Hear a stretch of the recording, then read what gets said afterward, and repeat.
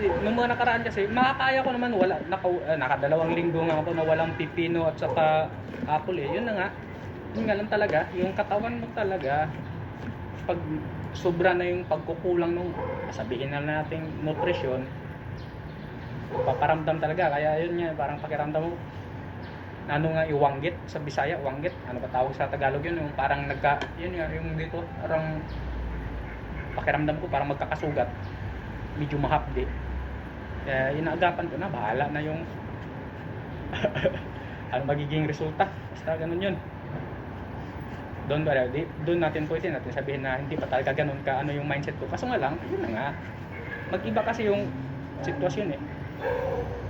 Siguro kung magbawas ako na magbawas talaga ng kain, tapos pagka magpahinga lang, baka kayanin ng katawan, hindi ka magkaroon ng parang pangamba. Akin kasi kagaya nga ngayon, mag-duty pa ng 24 oras. Ilang oras pa lang yung nabawas ko sa 24. Dumating ako rito kanina 5:33, alas 7, 2 oras pa lang. 7:46 eh, 2 oras pa lang yung nabawas sa 24 oras.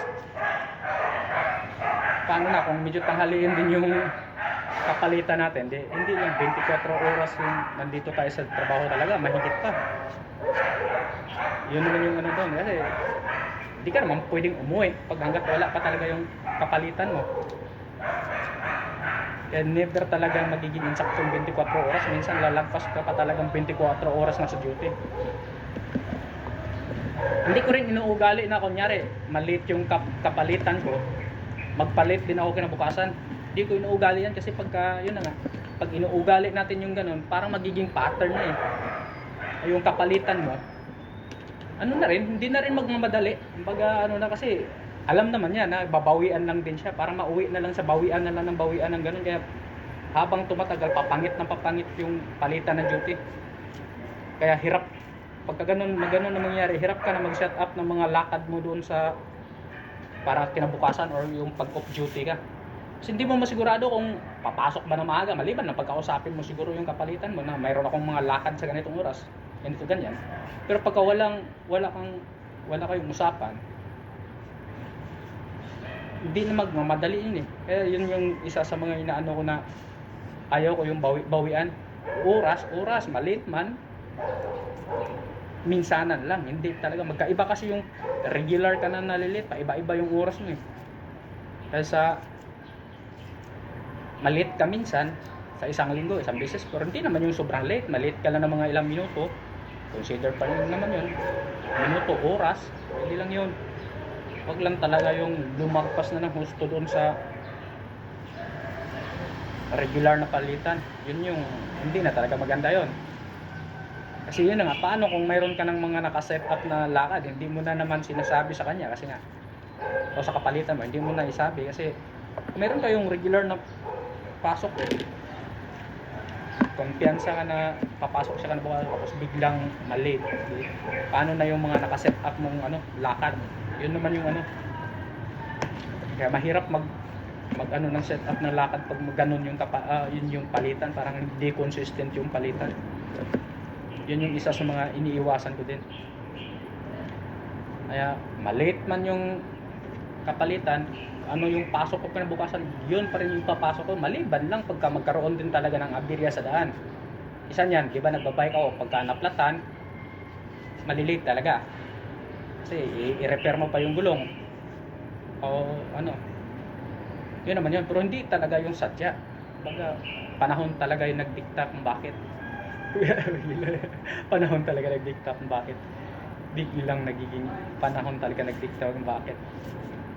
Kasi minsan kasi talaga biglang lumambot gulong ng bike eh, pagka buti na kaya ngayon kasi talaga na meron ako mga reserbang interior eh, kaya madali man 10-20 minutes pagpapalit, depende. Pagka harapan kasi yung nasira, madali lang palitan.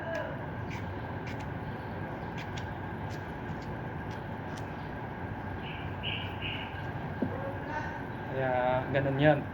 Tapos konting halo, kaya continuous na to kasi nung mga nakaraan kong video, pinu-question nila yung kung kaya ko ba talaga ubusin daw yung pagkain ko. Anong hindi kaya? kulang pa nga.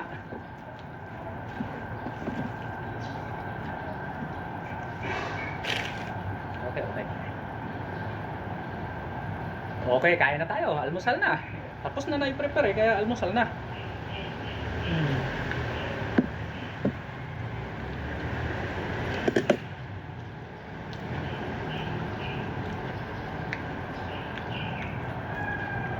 Bakit isip kong sasabihin?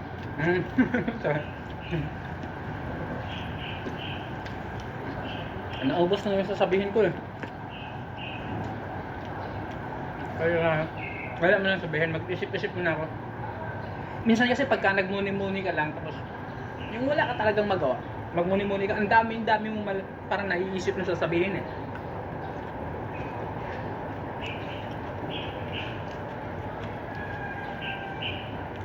Pero pagka ganito,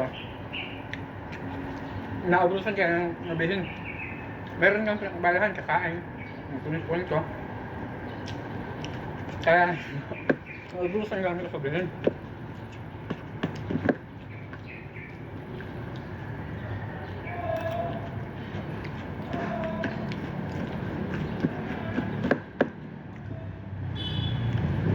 Biglang nagyabang pakilagay lang pagka may apple, saging at saka pipino talaga halos magpuno to.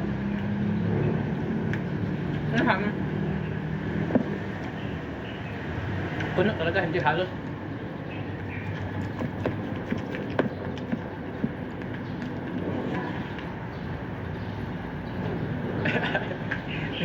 Biglang naging kuya ko yun.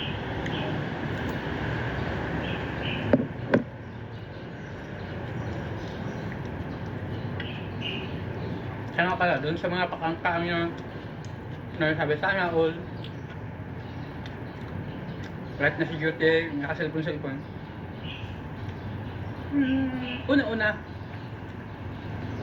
sinaunang ano pa yung nasa ano tsaka ganito kasi yun, may mga bagay na nakalagay doon sa Code of Ethics, Code of Conduct, 11GO na hindi mo rin talaga may apply o hindi rin nasusunod sa pagdating na sa trabaho.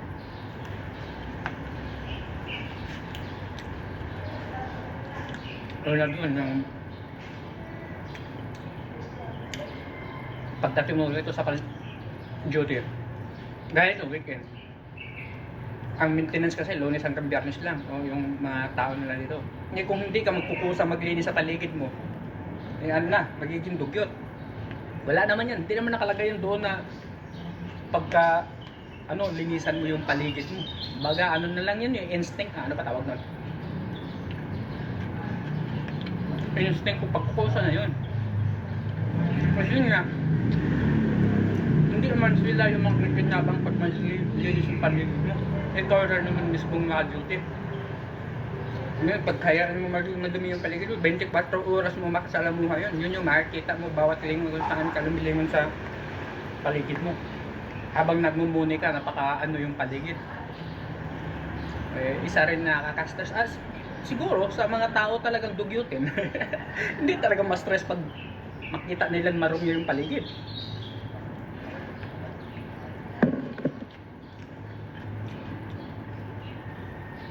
Kasi yun yung nature nila eh. Nature. Tayong mahilig tayo sa magyabang na lang tayo. Dito na rin naman eh. Yung medyo maano ko sa malinis sa kapal ka, maaliwalas, mabawasan yung stress mo sa'yo pag tingin mo, dumi mo. Pag malinis yung parang mag-good vibes yung utak mo, yun na nga siguro. Di ko naman din naramdaman yung feelings ng mga dugyutin kung na-stress ba sila kung makita ng kalat sa paligid. Biglang bumangot.